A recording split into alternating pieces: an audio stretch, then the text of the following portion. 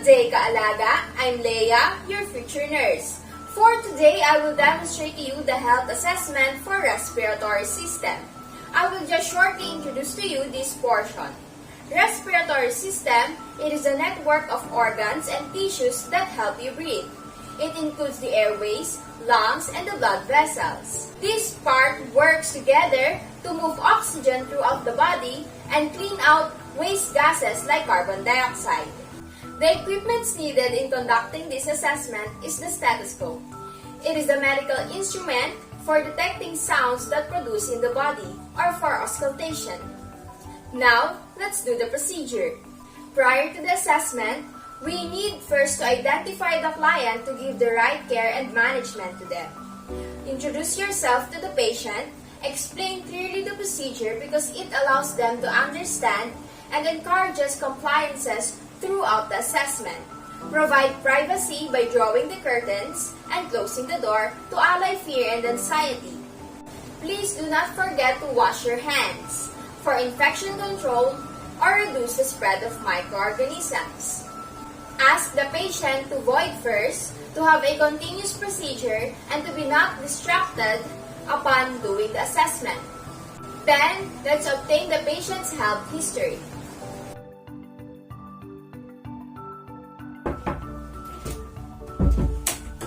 Good morning, sir. How are you? Yes, I'm fine, thank you. May I know your name and your birthday? My name is Lexman Juvia Kambala, sir, and my birthday is August 28, 2013. Okay, I'm Leia, your nurse for today. I would like to ask your permission because I am going to assess your respiratory system. I'm just going to ask you some couple of questions. Is that okay with you? Yes, it's okay. Okay. Have you ever experienced smoked cigarettes or vape? No. Do you or your family has a history of lung problems like asthma, emphysema, or bronchitis? Yes, my older sisters have asthma. Do you have any pets? Yes, I have dog and chickens. Do you experience minimal exertion like getting up to the washroom or walking for so long than experiencing shortness of breath? No. Any medications that you intake for strengthening your lung system? None. Okay. Do you experience having a cold symptoms such as runny nose, nasal congestion, or cough? Yes, sometimes when I eat cold food.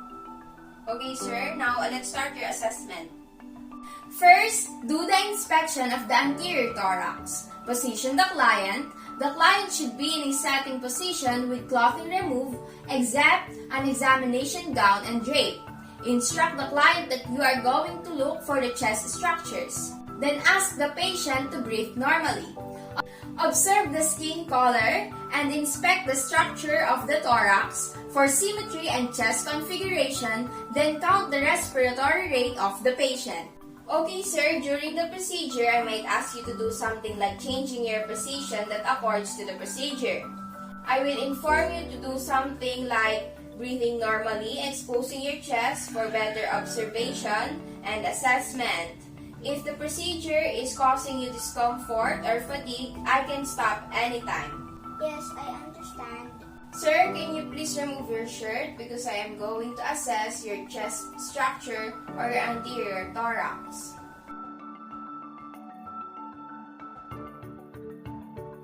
Okay, sir, can you please sit here? I can see that your anterior thorax is negative for bluish discoloration and paleness. You have fair complexion. Your clavicle is symmetric to each other, and the sternum is at the midline. Your chest structure and its movement are symmetrical.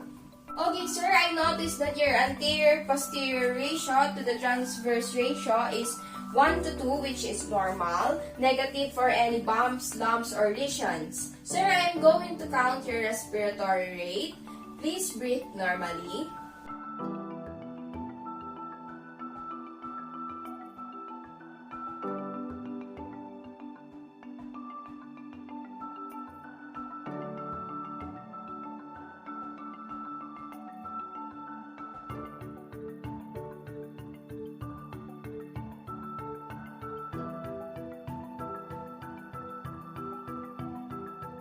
Sir, you have 18 breaths per minute. Your breathing effort is non-labored and you have a regular rhythm. I see your fingers. Okay, negative for clubbing of fingers. And you have a pink undertones, which is normal. Although there is no presence of abnormalities. Bear in mind that skin color varies among individuals, and pink undertones indicate normal oxygenation. Those discoloration are called cyanosis, which indicates decreased perfusion and oxygenation. While the paleness are called pallor, it is the reduce of blood flow and oxygenation. The trachea and sternum should be in the midline, and the clavicles should be symmetrical. The abnormalities in this area is the hypoxemia or low blood levels of oxygen and hypercapnia or high blood levels of carbon dioxide. These two can decrease the level of consciousness, irritability, anxiousness, restlessness, or confusion. Then, if the patient is having a pursed lip breathing, nasal flaring, audible breathing, intercostal retractions, or use of accessory muscles are signs of respiratory difficulty. Having a difficulty in expelling air are usually those with emphysema, and experiencing difficulty of breathing, specifically when lying down, this symptom is known as orthopnea. While the normal range of respiration rate for an adult is 12 to 20 breaths per minute at rest, and the normal range for oxygen saturation of the blood is 94 to 98% SpO2. Let's proceed in the inspection of the posterior thorax. Observe the skin color, inspect the structure of the posterior thorax, then inspect for symmetry and observe respirations. Sir, I'm going to inspect your posterior thorax.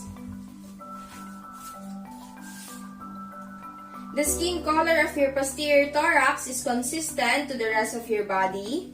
No lumps, lesions, or bumps. Your scapula is even and the vertebrae is at the midline. The structure of the posterior thorax and its movement are symmetrical. Your respiration is even and smooth. Negative for any abnormalities upon inspection to your posterior thorax. Remind you that the chest movement should be symmetrical on inspiration and expiration. Additional information in respiration. Male adults tend to breathe abdominally while female adults tend to breathe costally.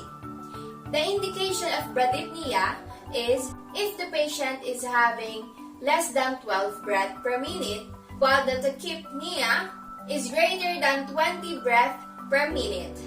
This too is also the abnormality in respiration. Let's move forward to the palpation of the posterior thorax. Explain to the patient that you will touch his back to determine if there are areas for tenderness. Lightly palpate the posterior thorax, then use your finger pads. Next, palpate and count ribs and the intercostal spaces. Tell the patient that you will apply light pressure to the spine and rib areas. Then ask the patient to breathe normally and tell if pain or discomfort is felt during the palpation. Okay, sir, I am going to palpate your posterior thorax. What I am going to do is touch your back, then lightly palpate some areas. I will also palpate, count your ribs, and intercostal spaces. Then tell me if you feel pain or discomfort in any part of the area. Yes. Okay, sir, I'm going to palpate. No. No. No. No. No.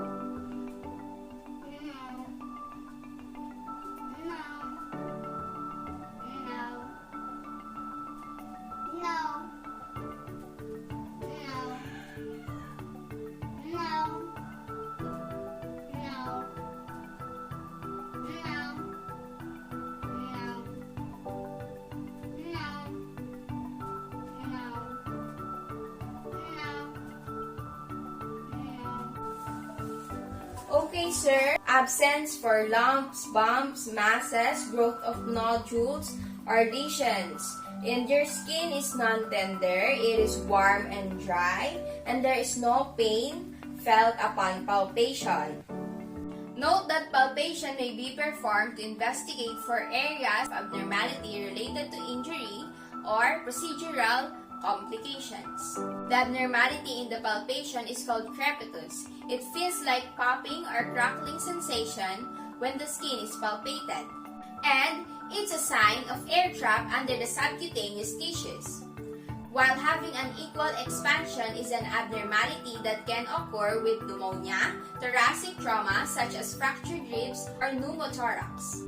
Let's continue the palpation for posterior thorax. Explain to the client that you are going to palpate the respiratory expansion by assessing the client's chest movement during breathing. Then palpate the tactile fremitus. Sir, I'm going to palpate your respiratory expansion. I'm going to place my hands to your back. Then, after that, I will palpate your tactile fremitus. Okay, sir, I will now place my hand at your back. Okay, now take a deep breath. Good. The movement and pressure of the chest against my hand feels smooth and even. My thumbs move away from the spine and the skin moves smoothly during inspiration. Okay, sir, I will now palpate your tactile fremitus. Say 99 whenever I palpate the area. I understood.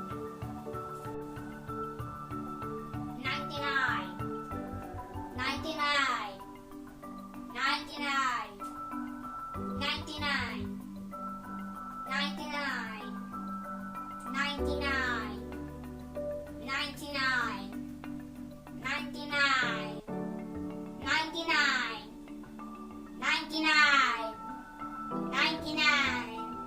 Okay. I feel normal vibrations upon palpation to your tactile fremitus, and there's no presence of abnormalities upon palpation to your respiratory expansion and tactile fremitus.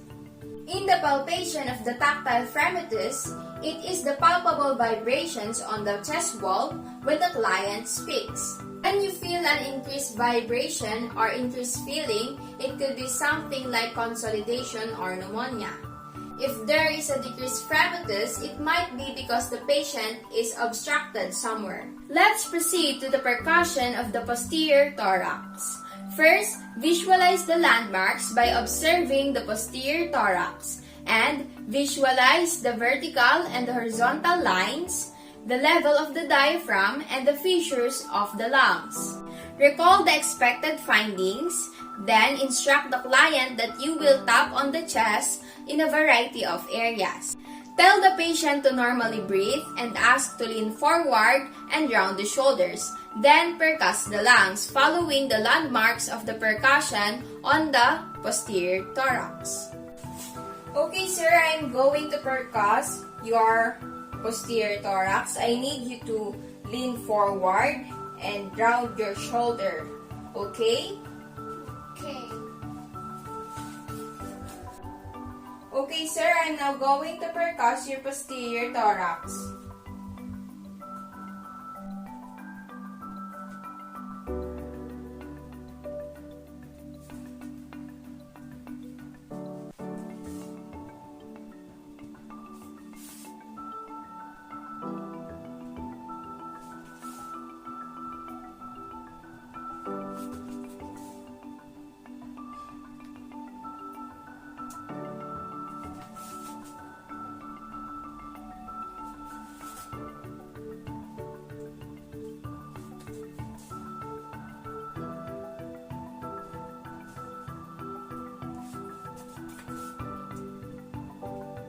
Okay, sir, I hear resonant sound. It is a clear, low pitch and hollow sound, which means normal, while the percussion on the bones produce a flat sound that indicates also a normal. Remember, by means of percussion, a sound is produced over the lung fields that helps determine if fluid is present, wherein the abnormality you can hear in the percussions of posterior thorax is dull sounds. It is heard with high-density areas which indicates of having pneumonia or atelectasis. Let's move forward to the auscultation of the posterior thorax. Instruct the client that you will be listening to his breathing with the use of the stethoscope. Ask the patient to breathe deeply through the mouth each time the stethoscope is placed on a new spot. Visualize the landmarks. It is the same landmarks of the percussion on the posterior thorax. Then, auscultate the tracheal sound, bronchial sound, bronchovesicular sound, and the vesicular sound. Okay, sir. Next is I'm going to auscultate your posterior thorax. I need you to breathe deeply through the mouth each time the stethoscope is placed on a new spot. Understood? Yes. Okay.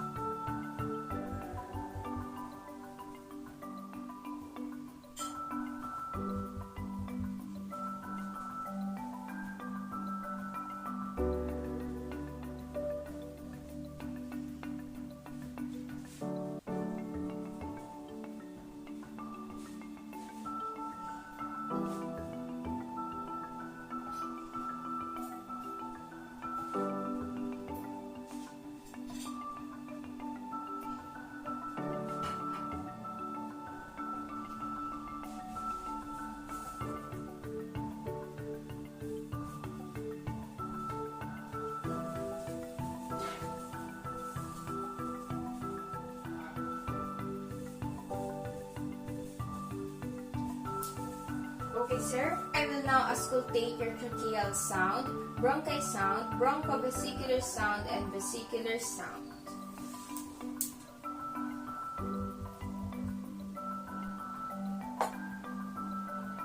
Okay. Breathe deeply.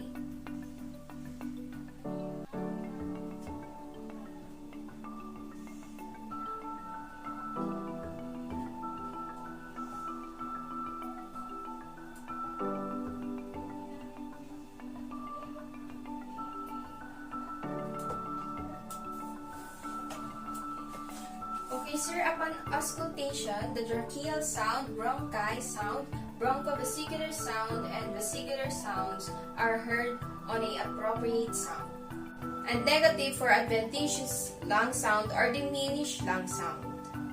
Negative for any abnormalities upon auscultation to the posterior thorax. Take note that the bronchial breath sounds are high-pitched and loud. In bronchovesicular breath sounds are heard medium pitch, while in vesicular sounds, it is a low pitch, often described as soft or rustling sounds. Regarding to the adventitious lung sounds, they are sounds heard addition to a normal breath sounds. They most often indicate an airway problem or disease, or accumulation of mucus or fluids in the airways, obstructions, inflammation, or infection. While diminished lung sounds means the normal lung sounds are decreased and harder to hear either because of the poor inspiratory effort or having an asthma or some chronic obstructive pulmonary disease. Let's move forward to the palpation of the anterior thorax. Position the client in a supine position, then instruct the client to tell if pain or discomfort felt at any areas. Then ask to normally breathe. Then, palpate the sternum, ribs, and intercostal spaces. Then palpate the tactile fremitus of the anterior thorax. Okay, sir, now I'm going to palpate your anterior thorax. I need you to be in a supine position. Is that okay with you? Okay. I'm going to palpate your anterior thorax, so tell me if pain or discomfort is felt. Then I'm going to palpate the sternum, ribs, and intercostal spaces. Then next is your respiratory expansion and then your tactile Crepitus. Along the procedure, I need you to breathe normally. Is that okay, sir? Yes, understood. No. No. No. No. No.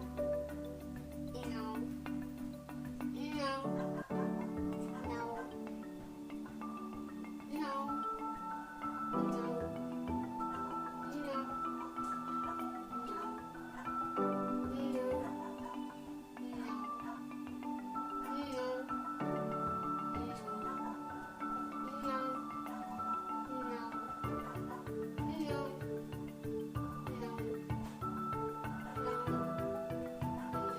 I'm going to palpate your chest. Please breathe normally.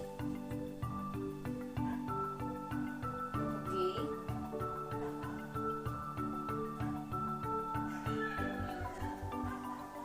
Okay. Now to your respiratory expansion, I need you to breathe normally.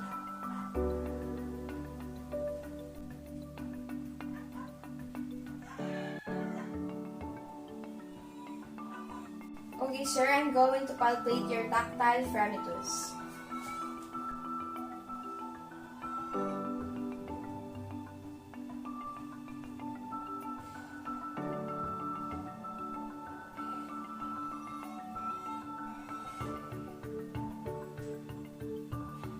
Okay, negative for any pain. The sternum is flat except for the ridge of the external angles. Then, it's taper to the sepoid process. The ribs fell smooth and the ribs and the intercostal spaces are symmetrical. There's no presence of muscle mass, nodules, and tenderness. Your chest is warm to touch and it's dry. It is free from deformities, lesions, or bumps. Your chest structure and movements are symmetrical. And when I do the respiratory expansion, my hands feel smooth and even. The thumbs move away from your spine and the skin moves smoothly during inspiration. Now to your tactile Crepitus, it diminishes when my hands are placed over the large to small airways. Although there's no presence of abnormalities in your anterior thorax upon palpation. When palpating the chest, use light pressure with fingertips to examine the anterior and posterior chest wall. Chest palpation may be performed to assess specifically for growth of nodules, masses, crepitus, pain, or tenderness. The next procedure is the percussion of the anterior thorax. Visualize the landmarks by observing the anterior thorax. Visualize the vertical and horizontal lines, the level of diaphragm, and the lobes of the lungs. Recall the expected findings, then instruct the client that you are going to tap the chest in a variety of areas. Then ask him to breathe normally throughout the assessment. Percuss the lungs following the landmarks for the percussion of the anterior thorax. Sir, next I am going to percuss your anterior thorax. I just need you to breathe normally. Okay?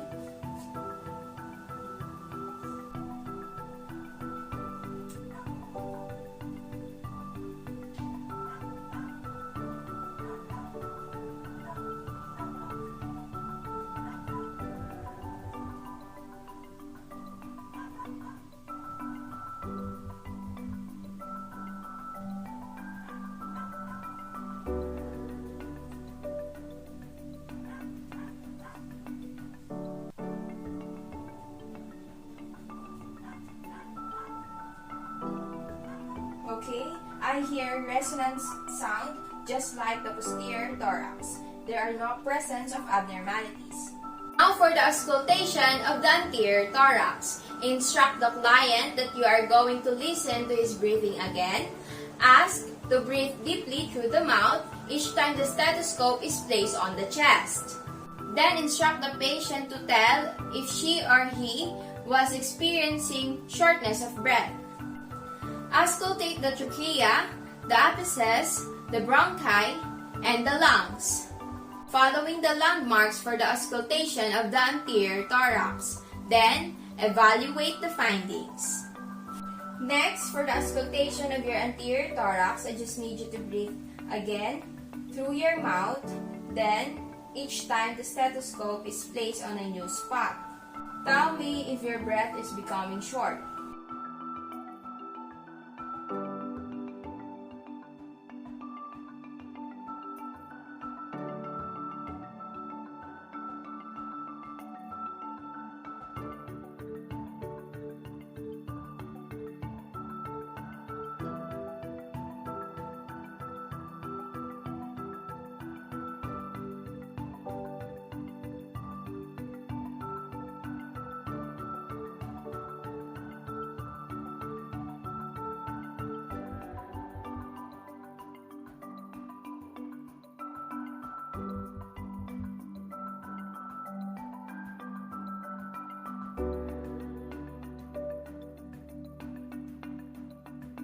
Okay, sir, I am going to auscultate your tracheal sound, apices, then bronchi, and your lungs.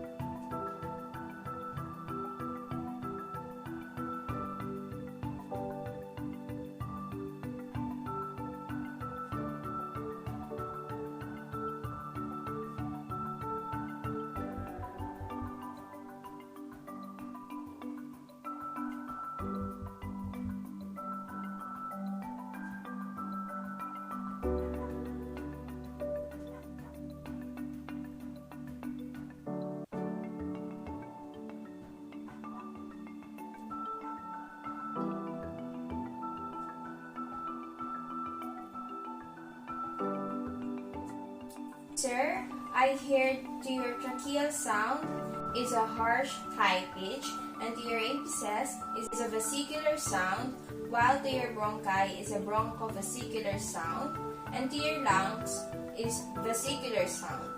Overall, there's no presence of abnormalities upon auscultation. Remember to document all the findings during the procedure, evaluate the other needs of the client, and clean the equipments used. Do not forget to properly wash your hands for infection control. If you use gloves, discard it, then place it to the correct receptacle. I hope I clearly showed to you the assessment of the respiratory system. Once again, Kaalaga, your future nurse, Love, Leia. See you and thanks for watching. Bye!